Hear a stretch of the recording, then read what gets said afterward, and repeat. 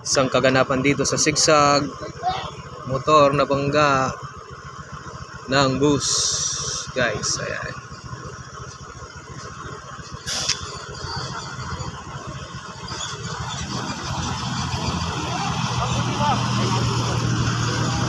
Ayan, meron ng gwardiya, guys. Meron na silang tutulong. Pag-usapan na lang yan. Kasalukuyan lang nangyari.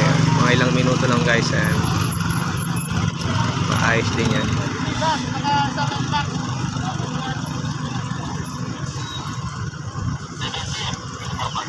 Dito tayo sa Sigsag bago bumaba. Ayan, guys.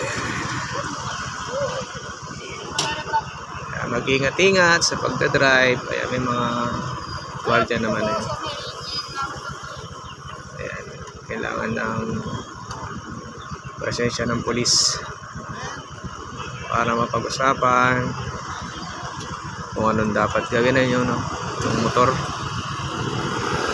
sa mailalim doon sa harapan ng bus.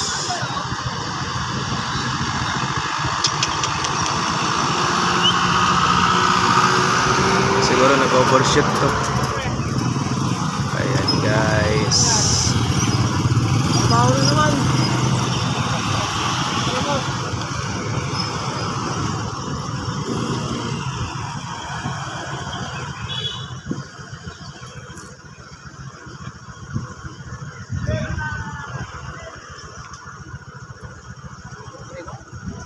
Baka nag-overshoot yung motor.